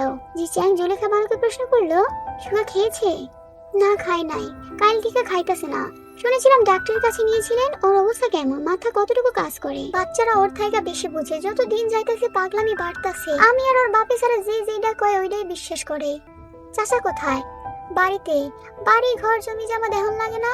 আর কেলা দেখবো, কেউ আছে? জুলেখার কণ্ঠে অসহায়ত্ব স্পষ্ট। জিচাং সুগার পাশে গিয়ে বসলো, বলল, আমাকে ভয় পাচ্ছ? সুগা আর চোখে জিজাকে দেখলো, মাথা চাকি জানালো সে ভয় পাচ্ছে। আজ রাজহাঁস জবাই করব, তুমি আমাকে সাহায্য করবে? সুগা কিচ্ছু বললো না। আম্মা, রাজহাঁস আছে না? আছে আব্বা, রাজহাঁস আছে। অর্ধেক আমরা খাবো আর অর্ধেক জিমিনকে দেবো। জিমিন রাজহাঁস খেতে পছন্দ করতো, তাই না ন্যান্সি? কোনো কালেই জিমিন রাজহাঁস খেতে পছন্দ করো না। তাও ন্যান্সি জিচাং এর সাথে তাল মিলালো। জিচাং সাবধানে সুগাকে বললো, তুমি যদি আমাকে সাহায্য না করো, আমার সাথে খেতে না বসো, আমি কিন্তু জিমিনকে কিচ্ছু দেবো না। দেখি দেখি খাবো, তখন জিমিন কষ্ট পাবে। সুগা জিমিনের কবরে হাত বুলিয়ে দিল। সুগা চিন্তা করছে কি করবে। অনেকক্ষণ চিন্তা করে সুগা রাজি হলো। সারাদিন জিচাং এর সাথে ভালো সময় কাটে। জিচাং এমন ভাবে কথা বলে যেন জিমিন সত্যি বেঁচে আছে। সুগা জিচাং এর সঙ্গ উপভোগ করে। দিনের আলো কেটে রাত নামতেই সুগা জিমিনের কবরের পাশে গিয়ে শুয়ে পড়লো। আর জিচাং রাতের খাবার খেয়ে ঘরে আসে। ন্যান্সি মশারি টানাচ্ছে। বাইরে বিরতিহীন ভাবে ঝিঝি পোকারা ডেকে চলেছে। তাকে ডাকাডাকিতে জিচাং এর কানে তালা লেগে যাচ্ছে। ঝিঝি পোকার ডাক পছন্দ করে না। অন্যদিকে ন্যান্সির ভীষণ পছন্দ। জিচাং 2 কানে আঙুল ঢুকে বিরতিই বলল, পোকাগুলোকে সারা রাত ডাকাডাকি করবে? মাঝরাত অব্দি করবে। মাঝরাত অব্দি জেগে থাকবো? কানে তুলা দিয়ে রাখুন। আছে তুলা? ন্যান্সি আলমারি খুলে তুলা বের করে দিল। জিচাং ন্যান্সির কাজ দেখে অবাক। সত্যি সত্যি তুলা দিয়ে দিল। এই মেয়ে নাকি বাকি 2 বোনের চেয়ে লজ্জাবতী আর ভীতু ছিল, অথচ তেজাঙ্কুকে লজ্জা পেত, জিমিনও সুগাকে লজ্জা পেত। আর ন্যান্সি লজ্জা তো দূরে থাক, তার সে এত বড় মানুষটাকে পরোয়া করে না, নির্বিকার ভঙ্গিতে থাকে। সময় পরিস্থিতি মানুষকে কতটা পাল্টে দেয়। জিচাং তুলা হাতে বসে রইল। ন্যান্সি খেয়াল করেও কিছু বলল না। সবার সময় ন্যান্সি প্রশ্ন করলো, আপার কারাদণ্ড সময় কি কমানো যায় না? কমতে পারে। মনে হয় না এতদিনে জেলে রাখবে। অনেক সময় যতদিন জেল হওয়ার কথা ততদিন হয় না। এমন হয়? হয়, মেয়াদের আগে মুক্তি পেয়ে যায় অনেকে। তাছাড়া প্রায় দৌড়াদৌড়ি করছে, জনগণও চাইছে সাজা কমানো হোক। কমবে নিশ্চয়ই। আপা কি জেল থেকে বের হয়ে ব্রাইট ভাইকে বিয়ে করতে রাজি হবে? আমার যতটুকু ধারণা রাজি হবে না। ব্রাইট আশা নিয়ে বসে আছে, পূরণ হওয়ার সম্ভাবনা খুবই কম। তিনি ব্রাইটকে একটা চিঠি পাঠিয়েছেন। কি লেখা সেখানে? জিচাং চেয়ারের বিছানায় এসে বসলো, বলল, আমি পড়িনি। গত কয়েকদিনের মধ্যে আপার সাথে দেখা হয়েছে? হ্যাঁ, গতকাল বিকেলেই হয়েছে। তিনি আমাকে দেখলেই গুটিয়ে যান। পরপুরুষের উপস্থিতি পছন্দ করেন না, তাই না? ন্যান্সি হেসে মাথা ঝাঁকালো। আবার তের কথা শুনে ন্যান্সি হেসেছে। জিচাং ন্যান্সিকে ভালো করে খেয়াল করলো। জিচাং মুচকি হাসলো। হাসছেন কেন? জিয়ন জাংকুক 3টে বিয়ে করেছেন, আমি হলে 4টা বিয়ে করতাম। 4 বিয়ে করা সুন্নত, করুন গিয়ে। তবে ভাইয়ার প্রথম দুটো বিয়ের কোনো মূল্য নেই। ভাইয়ার বউ একমাত্র আপা। কেন মূল্য নেই? ইসলামে পালিয়ে বিয়ে করার মূল্য নেই, মেয়ের অভিভাবক লাগে। ভাইয়ার দুটো বউ বাসায় কিছু না বলে বিয়ে করেছে, তাই হাসের ময়দানে জাংকুক ভাইয়ার বউ শুধু আপা হবে। কথাটা ন্যান্সি ভাব নিয়ে বলল। জিচাং আবার হাসলো, সোজা হয়ে শুয়ে চোখ বুঝলো। মাঝে দূরত্ব রেখে ন্যান্সিও শুয়ে পড়ে। কিছুক্ষণ পর জিচাং বলল, ন্যান্সি, 7 দিনের কথা আজ একদিনে বলে ফেলছেন। ন্যান্সির কণ্ঠে ঝাঁজ। জিজেন ভাবলো, ন্যান্সির মুখে ঝাঁঝালো কণ্ঠগুলো জিজেনের ভালো লাগছে। সর্বনাশ, তবে সেও মরণ প্রেমে পড়তে যাচ্ছে। পরিণতি জাংকুকের মতো হবে নাকি সুগার মতো, নাকি আরো ভয়ানক? হঠাৎ নীরবতা ভেঙে জিজান বলে উঠলো, জানো ন্যান্সি, ভালোবাসার ব্যাখ্যা ও রূপের বাহার পর্যবেক্ষণ করতে গেলে মস্তিষ্ক ফাঁকা হয়ে যায়। কেন এমন হয়? ভালোবেসে মানুষ পাগল হয়, ভালো হয়, খারাপ হয়, নিঃস্ব হয়, এমনকি নিজের জীবনকে হত্যা করতে 2 বার ভাবে না। কি অদ্ভুত! যে ফাঁসে সে জানে। ভালোবাসা বড়ই অদ্ভুত। কাউকে ভালোবেসেছো? প্রশ্নটি শুনে ন্যান্সির ঠোঁট দুটি কেঁপে ওঠে। ন্যান্সি দ্রুত অন্যদিকে ফিরে চোখ বুঝলো। কি করে সে বোঝাবে? জিচেনের প্রেমে পুড়ে খাক হয়ে যাচ্ছে তার হৃদয়। তার বিদ্যুতের হৃদয় তারই অজান্তে জিচেনের প্রেমে পড়েছে। অন্যদিকে ব্রাইডের মা ঘরে জিনিসপত্র ভাঙচুর করছে। তিনি চিঠার সাথে ব্রাইডের বিয়ে ঠিক করেছেন, কিন্তু ব্রাইড বিয়ে করবে না। ব্রাইড বিয়ের জন্য অপেক্ষা করছে। তে জেল থেকে বের হলে তাকেই বিয়ে করবে। জিচেনের মা একজন খুনি, বিবাহিত এক বাচ্চার মাকে কিছুতেই ছেলের বউ হিসেবে মেনে নিতে রাজি নন। ব্রাইড যেরকম নাছরবান্ধা, তার মাও তেমন নাছরবান্ধা। ব্রাইডের মা কঠোরভাবে জানিয়েছেন, যদি ব্রাইডটিকে বিয়ে করে তিনি আত্মহত্যা করবেন। সম্মান নষ্ট হওয়ার চেয়ে মৃত্যু শ্রেয়। এতেও ব্রাইড ভ্রুক্ষেপ করলো না। ব্রাইড পাগল হয়ে আছে, জাংকুক নেই। এবার সে দেখে পাওয়ার স্বপ্ন দেখতেই পারে। জীবন তাকে একটা সুযোগ দিয়েছে, ব্রাইড সেই সুযোগ এড়াতে পারবে না। এতদিন দূরে থেকেছে তের স্বামী ছিল বলে, এখন তে একা, তার স্বামী মৃত। একে বিয়ে করে তাকে একটা নতুন জীবন উপহার দেবে, সেই সাথে নিজের ক্ষত হৃদয় সারিয়ে তুলবে। ব্রাইড বৈঠকখানাতে গিয়ে বসলো। যেদিন জন্ম তে জেলে, সেদিন থেকে ব্রাইড দৌড়াদৌড়ির উপরে রয়েছে। অসুস্থ শরীর নিয়ে খাওয়া দাওয়া বাদ দিয়ে দৌড়াদৌড়ি করছে। দরজায় কলিং বেল বেজে ওঠে। ব্রাইড দরজা খুলতে গেল। দরজার সামনে তার বাড়ির দারোয়ান দাঁড়িয়ে আছে, তার হাতে একটা খাম। ব্রাইড প্রশ্ন করলো, কে দিয়েছে? জিচাং সাহেব পাঠিয়েছেন। আচ্ছা যাও। ব্রাইড দরজা বন্ধ করে নিজের ঘরে চলে আসে। খামের ভেতরে চিঠি।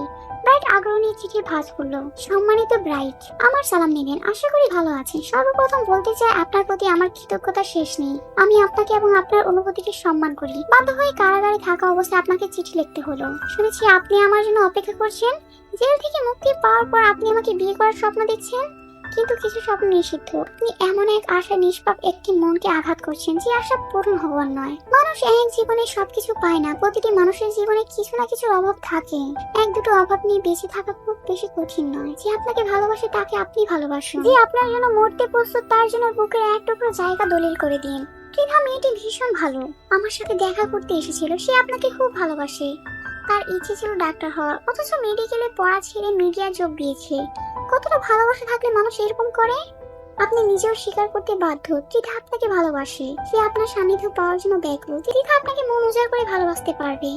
আমাদের জুটি হওয়া সম্ভব নয়। এই স্বপ্নকে আর দূরে যেতে দিয়েন না। আমার সর্বত্র জুড়ে একটি নাম।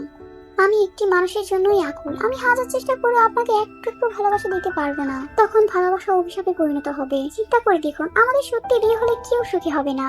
না আপনি হবেন, না আমি হব, আর না আপনার পরিবার আর ত্রিধা সুখী হবে। আমি বলছি না আমার কথা ত্রিধাকে বিয়ে করতে, ভালোবাসতে। ভালোবাসা জোর করে হয় না, তবে বিয়েতে আল্লাহ তারা নিজে রহমত ঢেলে দেন, ভালোবাসা ঢেলে দেন। নিজেকে একটা সুযোগ দিয়ে দেখুন। আমার আম্মা বলতেন, পৃথিবীতে মানুষ দায়িত্ব নিয়ে আসে, সেই দায়িত্ব শেষ হয়ে গেলে তারা মৃত্যুর করে ঢলে পড়ে।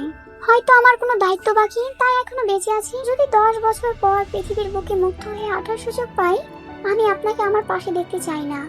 আমি আমার স্বামীর স্মৃতি আঁকড়ে ধরে বাঁচতে চাই। এই বাঁচার সুখ না থাকুক, স্বস্তি আছে। আমার শুভাকাঙ্ক্ষী হিসেবে সেই স্বস্তিটুকু কেড়ে নেবেন না। আপনি আমার জীবনের গল্পের একটা পৃষ্ঠা মাত্র। আমি আমার শেষ জীবনটুকু নিজের মতো কাটাতে চাই। পাষাণের মতো কথা বলার জন্য আমি দুঃখিত। আপনার জীবন ভালোবাসায় পূর্ণ হয়ে উঠুক। পরিবারকে সময় দিন। ইতিতে বাইরের চোখ থেকে 2 ফোঁটা জল বেরিয়ে পড়ে। কি নিষ্ঠুর প্রতিটি শব্দ। প্রায় চিঠিটি রেখে বারান্দায় এসে দাঁড়ায়। পর্দা সরিয়ে বাইরে তাকালো। তার জন্য চাবি রয়ে গেল, আর সে গরিব বামন। দরজা খুলে বারান্দায় দাঁড়ালো। আজ তার প্রাণের চেয়েও প্রিয় প্রিয়তমার মৃত্যুবার্ষিকী। প্রিয়তম মারা গিয়েও যেন সর্বত্র ছড়িয়ে রেখে গেছে ভালোবাসার ডালপালা। এই সময় অসময়ে সেসব ডালপালার বেড়াজালে আটকে পড়ে, নিজেকে বড় নিঃস্ব মনে হয়। তার হাতে লাল খামটি থেকে দুটি চিঠি বের করলো।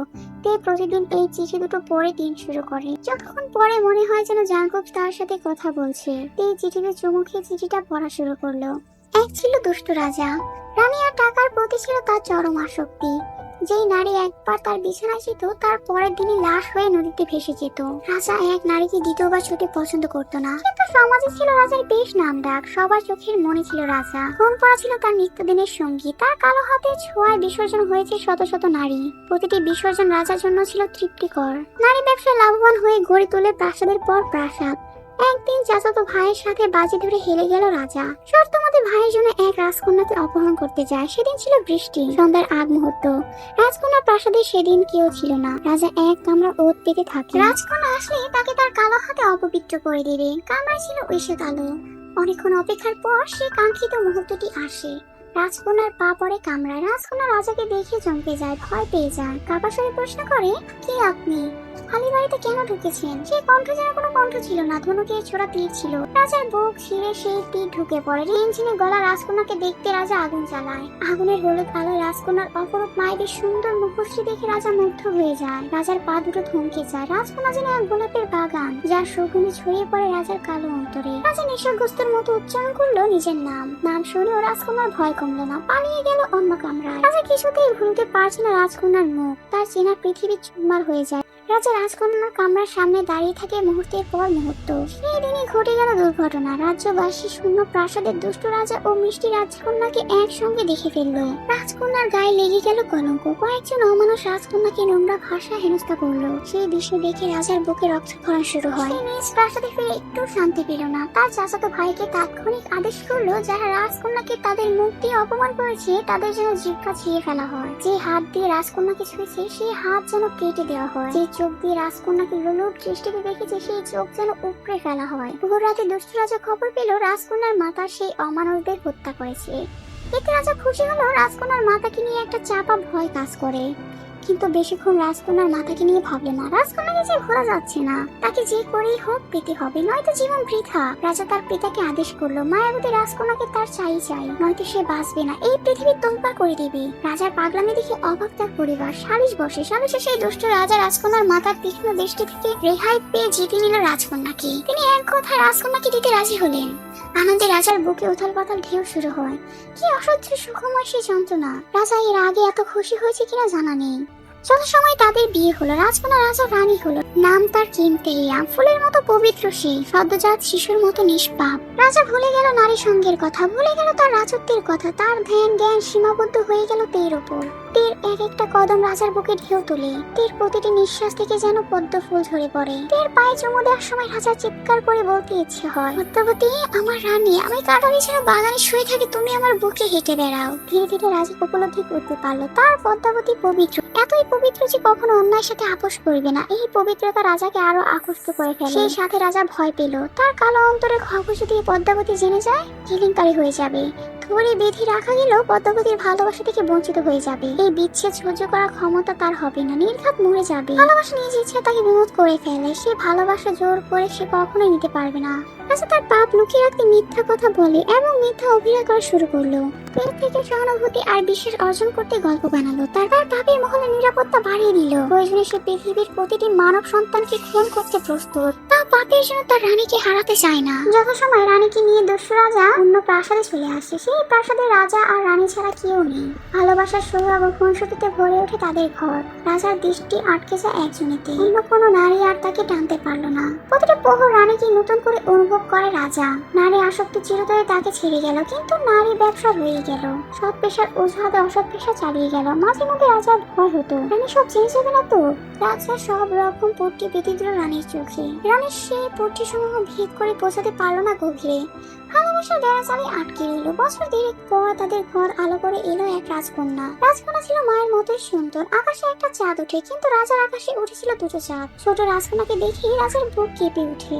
তৃতীয়বারের মতো কোনো মেয়ের প্রতি সে ভালোবাসা অনুভব করে। তার প্রথম ভালোবাসা তার মা, দ্বিতীয় ভালোবাসা তার রানী, আর তৃতীয় ভালোবাসা তার কন্যা। রাজা যতবার রাজকন্যাকে করে নিত বুকে একটা ব্যথা অনুভব করতো। বারবার মনে হতো আমার জগৎ সংসার একটু সাধারণ হতে পারতো।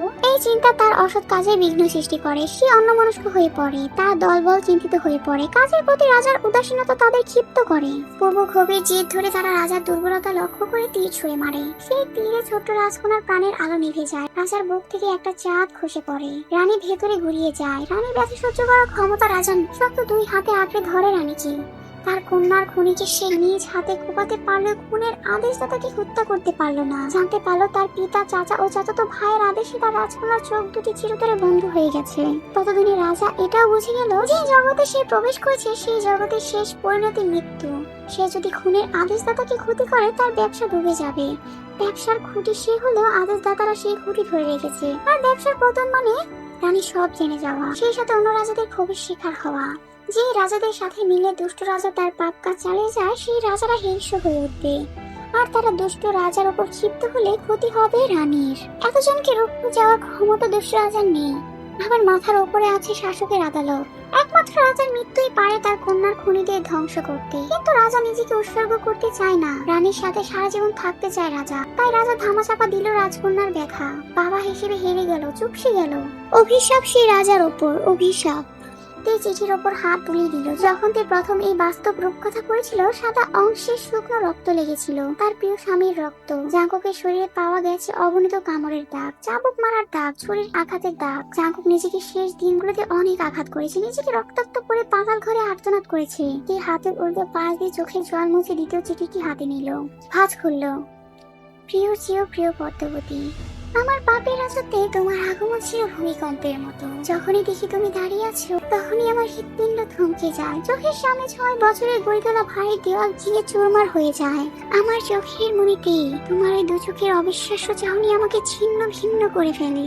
আমার কথা হারিয়ে যায়, আমি স্তব্ধ হয়ে যাই। খারাপের মাঝেও ভালো থাকার মন্ত্র ছিল তোমার ওই চোখের দৃষ্টি। সেই দৃষ্টিতে যখন আমি ঘৃণা দেখতে পাই আমার বুক পড়ে যায়, আমার মস্তিষ্ক ফেটে যায়। তোমার আহত মুখশ্রী দেখে আমার শরীরের চামড়া ঝলসে যায়। তোমার চোখের জল দেখে সমুদ্র আশ্রে পড়ে মাথার ওপর। আমার মিথ্যাচার, আমার প্রতারণা তোমাকে কষ্টের ভুবনে ছুঁড়ে ফেলে। বিষাদের ছায়ায় ঢেকে যায় তোমার চোখ। সেই বিষাদটুকু মুছে দেওয়ার অধিকার আমি হারিয়ে ফেলি। যদি পারতাম আকাশের মেঘ হয়ে তোমার কাজল কালো আঁখি ছুঁয়ে সবটুকু বিষাদ ধুয়ে মুছে সাফ করে দিতাম। আমার প্রথম ও শেষ ভালোবাসা। তুমি একটু দূরে সরলে যে আমি মনে মনে পুরো পৃথিবী ভস্ম করে দেওয়ার ইচ্ছে বসে, সেই আমি আজ পরিষ্কার দেখতে পেলাম। তোমার আমার পথ চলা এখানেই শেষ। আমি শান্ত পাথরের মতো স্থির হয়ে যাই, গন্তব্য হারিয়ে ফেলি। এই ভুবনে তুমিই আমার শেষ আশ্রয়স্থল ছিলে। আমার সাথে তখন যাজন যোজন দূরত্ব। তোমার ঘৃণা ভরা চাহনি আমাকে চোখের পলকে পরিয়ে দেয়। তোমার আমার বিচ্ছেদ আমাকে আঙুল তুলিয়ে দেখিয়ে দেয়। বিমানালো চলতে চলতে আমি অনেক আগে নিঃশেষ হয়ে গেছি। সোনালী রদ্দুরের মতো সুন্দর পদ্মবতী, আমি তোমাকে আঘাত করে নিজেই মরে গিয়েছি। যেই হাতে আঘাত করেছি সেই হাত পুড়ে যাক, পোকামাকড় খাক। তোমাকে ব্যথা দিয়ে আমি ভালো নেই। ছুরির আঘাতও আমার মনের ব্যথার চেয়ে বেশি হতে পারছে না। যদি পারতাম হয় তোমাকে ভালোবাসতাম, নয় শুধু জীবন বংশে জন্ম নিতাম। দুটো একসাথে গ্রহণ করতাম না। দুই সত্তা মস্তিষ্কের দ্বন্দ্ব আমাকে পড়িয়ে দিচ্ছে। আমি নিষ্ঠুর, তুমি মায়াবতী। আমি ধ্বংস, তুমি সৃষ্টি। আমি পাপ, তুমি পবিত্র। এত অমিল কেন হলো মিলন? কেন কালো অন্তরে ছড়িয়েছিলে ফুলের সুবাস? আমাকে ধ্বংস করার কি অন্য কোনো অস্ত্র ছিল না? এমন কঠিন কষ্ট কেন দেওয়া হচ্ছে আমাকে? তোমার ব্যথায় আমি তপ্ত হচ্ছি। তোমার কান্না, তোমার আর্তনাদ আমার মস্তিষ্কের প্রতিটি নিউরনকে কাঁপিয়ে তোলে। মনে হয় মাথার ভেতর পোকারা কিলবিল করছে। বিচ্ছেদের বিষাক্ত ছবলে নীল হয়ে যাচ্ছে আমি। আমাকে বাঁচাও, বাঁচাও আমাকে। শূন্য আকাশে গাছও যেমন একা, আমিও তেমন একা। প্রতিটি মুহূর্তে আমাকে অনুশোচনায় দগ্ধ করে। একাকী নীরবে সহ্য করি। এটাই তো আমার প্রাপ্য। মেয়েগুলোকে বাঁচাতে চেয়েও বাঁচাতে পারি। এর উপর পাথর চেপে পাঠিয়ে দিয়েছি বহুদূরে। যখন তাদের জাহাজে তুলে দিয়েছি আমার দিকে করুণ চোখে তাকিয়েছিল। বিদ্যুৎ হৃদয় প্রথমবারের মতো অনুভব করে তারাও তো আমার মতো কষ্ট পাচ্ছে। কিন্তু তখন আমার আর সামর্থ্য ছিল না। আমার জীবনের বসন্তকাল তুমি। তোমার অসহ্য আলিঙ্গন আমার সহ্যের বাইরে ছিল। তোমার আর্তনাদ করে পালিয়ে যাওয়ার অনুরোধ করা আমার নিঃশ্বাস বন্ধ করে দেয়। সত্যি যদি পারতাম পালিয়ে যেতে, কিন্তু তার সম্ভব নয়। আমার আকাশ সমান পাপ আমার পিছু ছাড়বে না। আজীবন দৌড়াতে হবে। এক দ্বন্দ্ব শান্তি মিলবে না। মেঘলা বরণ অনর্গল সাম্রাজ্ঞী, তোমার ভালোবাসার সাম্রাজ্যে কাটিয়ে দিতে চেয়েছিলাম শত জনম। হলো না, হলো না। তোমার চোখের খাদে পড়ে থাকতে চেয়েছিলাম আজীবন, তাও হলো না। সময় এসেছে আমার বিদায়ের। আমাদের পথ চলা এতটুকুই। আমি ছিলাম দুগ্ধর মতো কঠিন, সেই দুগ্ধ তুমি ভেঙে গুঁড়িয়ে দিয়েছো। ভালোবাসা আমার হাঁটু ভেঙে দিয়েছে। আমার আর উঠে দাঁড়ানোর সুযোগ নেই। শেষবারের মতো তোমাকে ছুঁয়ে যেতে চাই। আমার প্রেম তুমি, আমার ভালোবাসা তুমি। সত্যি বলছি, আমার জীবনে আসা প্রতিটি নারী আমাকে নয়, আমার হারাম টাকার প্রতি আকৃষ্ট হয়েছে। তাদের আমি কিনে নিয়েছি। আমির আর মেহুল দুজনকে বাড়ি উপহার দিয়ে তারপর আমি তাদের বিয়ে করেছি। তারপরও আমি অপরাধী। আমি তাদের ঠকিয়েছি, প্রতারণা করেছি, মনে করেছি। আমি অনুতপ্ত, বড্ড আফসোস হচ্ছে। বড় আপেক্ষ থেকে গেল, উপরে আমি তোমাকে পাবো না। আমার মতো ঘৃণিত ব্যক্তি তোমার পাশে দাঁড়াতে পারবে না। আমার জায়গা হবে জাহান্নামের কোনো এক দুর্গন্ধময় জগতে। তোমাকে দেখার তৃষ্ণা, তোমাকে ছোঁয়ার আকাঙ্ক্ষা আমার মিটল না। হয়তো সহস্র বছরেও মিটবে না। আমার হৃদয় রঙহীন বাগানের রঙিন প্রজাপতি। সাদা শাড়িকে তোমার সঙ্গে করে দেওয়ার সিদ্ধান্ত নেওয়ার জন্য দুঃখিত। তুমি মুক্ত হবে, পাখির মতো উড়ে বেড়াবে। আমি থাকবো না পাশে, আফসোস। শেষ প্রহরে এসে হাত কাঁপছে, চিৎকার করে কাঁদতে ইচ্ছে হচ্ছে। এই পৃথিবীতে আমি আরেকটু থাকতে চাই। এই পৃথিবীর সবুজ বুকে তোমাকে নিয়ে প্রতিটা ভোরে হাঁটতে চাই। আমাদের ভালোবাসার জ্যোৎস্না রাতগুলো আরেকটু দীর্ঘ হলে কি এমন হতো? আমাদের প্রেমের পরিণতি এত নিষ্ঠুর কেন হলো? তোমার এই খোলা চোখের মায়া জাল ছেড়ে চলে যেতে ভীষণ কষ্ট হচ্ছে, কিন্তু যেতেই হবে। আর থাকা যাবে না, সময় ফুরিয়ে যাচ্ছে। তোমার কোনো ক্ষতি হওয়ার আগে আমাকে সব কীর্তি নিয়ে এই পৃথিবী ছাড়তে হবে। আমার আধার জীবনের জোনাকি, সৃষ্টিকর্তাকে বলো আমাকে যেন আরেকটা সুযোগ দেওয়া হয়। এই পৃথিবীতে আবার যেন পাঠানো হয়। পৃথিবীর বুকে তো জায়গা সম্পদের অভাব নেই। আরেকটা জীবন কি পেতে পারি না? তখন আমি কঠিন পরীক্ষা দেব। তোমাকে পেতে আগুনের ওপর দিয়ে হাঁটবো। ভাঙা গাছে পা ছিন্ন ভিন্ন করে হলেও তোমাকে যেতে নেব। থাকবে না কোনো অন্ধকার জগতের হাতছানি। তৈরি হবে তোমার আমার প্রেমের উপাখ্যান। আমাদের ভালোবাসা দেখিয়ে জ্যোৎস্না ও তারকারাজি ঝলমলিয়ে উঠবে। আমাদের আবার দেখা হবে, কোনো না কোনো ভাবে আবার দেখা হবে। দেখা তো হতেই হবে। নিজের খেয়াল রেখো, ঠিক মতো খাওয়া দাওয়া করো। জিমিন মা জিনের কাছে নিশ্চয়ই ভালো আছে, চিন্তা করো না। পারলাম না আর কয়টা দিন তোমাকে আগলে রাখতে। ক্ষমা করো আমায়। অতৃপ্ত আমি মৃত্যুকে তৃপ্তি হিসেবে গ্রহণ করছি। এটি তোমার প্রিয় স্বামী জিয়ন জাংকুক। চোখের সামনে ছবির মতো ভেসে ওঠে জাংকুকের শেষ চাহনি। রক্ত বমি করে মাটিতে লুটিয়ে পড়া। ভেসে ওঠে সেই শিশি, যে শিশির উপরে বড় বড় করে লেখা ছিল পয়জন। তের দুটো চিঠি বুকের সাথে জড়িয়ে ধরলো, তারপর শূন্যে আকাশে তাকিয়ে দীর্ঘশ্বাস ছাড়লো। এই চিঠি যেদিন প্রথম পড়েছিল সেদিন চিৎকার করে কেঁদেছিল তে। তে জাংকুককে খুন করে অনুতপ্ত নয়, তে কাঁধে ভাগ্যের নির্মম পরিহাসে। তে 5 বছর জেলে ছিল। জেল থেকে মুক্ত পাওয়ার পর নিঃস্ব জীবনে ছেলে জেকের আগমন হয়। আয়ু জেকেকে জন্ম দিয়ে মারা যায়। 4-5 বছর লতিফা ইউনজন জেকেকে দেখেছে। তারপর তে দায়িত্ব নিল। জেকে আর লতিফাকে নিয়ে চলে আসে চা বাগানের দেশে সিলেটে। তিন নামে যত সম্পত্তি জাংকুক লিখে দিয়েছিল সেসব তে সরকারের দায়িত্বে দিয়েছে। আর অন্দরমহল ও পাতাল ঘরের জমি জমা বিক্রি করে সেই অর্থ দিয়ে এতিমখানা, মসজিদ ও মাদ্রাসা নির্মাণ করেছে। গরিবদের খাবার, জামা কাপড় দান করে। পয়সা নিজের জন্য রাখিনি, খালি হাতে সিলেটে এসেছে। তের এক বান্ধবীর সহযোগিতাতে একটা বেসরকারি স্কুলের শিক্ষক হয়। মাস 3 পার হতেই তে অনুভব করলো তার বেঁচে থাকার কষ্ট হচ্ছে। তাই জেকেকে নিয়ে ঢাকা ঘুরতে যায়। কথায় কথায় তে জিজেনকে জানালো সে একটা মেয়ে বাচ্চা দত্তক নিতে চায়। তে জিজেনের সাহায্যে এতিমখানা থেকে 2.5 বছরে একটা শ্যামবর্ণের মেয়েকে দত্তক নিয়ে নিজের মেয়ে মনে করে বুকে জড়িয়ে নেয়। নাম দেয় ভিকুক। যেদিন ভিকুককে নিয়ে বাসায় আসে সেদিন রাতে টের পেল ভিকুকের শ্বাসকষ্টের সমস্যা আছে। তে এর পরদিন সকালে আবার এতিমখানায় গেল ভিকুকের শ্বাসকষ্ট নিয়ে কথা বলতে। তারা জিজ্ঞাসা করেছে নাকি ওষুধের নামগুলো কি সব জেনে যখন তে এতিমখানা থেকে বের হতে উদ্যত হয় তখন তের পিঠের ওপর একটা নুড়ি পাথর এসে পড়ে। তে পেছনে ফিরে জেকের বয়সী একটা মেয়েকে দেখতে পেল। মেয়েটির গালের গর্তটি তের পায়ের তলার মাটি কাঁপিয়ে তোলে, হুবহু জাংকুকের কাটা দাগটির মতো। এক মুহূর্তের জন্য মনে হয় তার আর জাংকুকের সন্তান দাঁড়িয়ে আছে। তের বুকের ভেতরটা হাহাকার করে ওঠে। মেয়েটি দৌড়ে পালায়। তে জিজেনকে জানালে জিজেন দ্রুত সম্ভব মেয়েটিকে নিয়ে আসে। মেয়েটাকে হাতের কাছে পেয়ে তে কেঁদে দেয়। খুশিতে শক্ত করে জড়িয়ে ধরে। নাম দেয় ভি। এই হলো তের 3 সন্তানের মা হওয়ার গল্প। আর জিয়ন জাংকুকের মৃত্যুবার্ষিকী। এই রাতটা তে একা একা পাহাড়ে চূড়ায় বসে কাটায়। পিবু জ্বরের কারণে আজ যেতে পারেনি, সন্ধ্যা থেকে বেঘরে ঘুমাচ্ছে। হঠাৎ কর্ণগোচরে এলো দরজা ঠপ ঠপ শব্দ। এই নিশিরাতে কে ডাকে?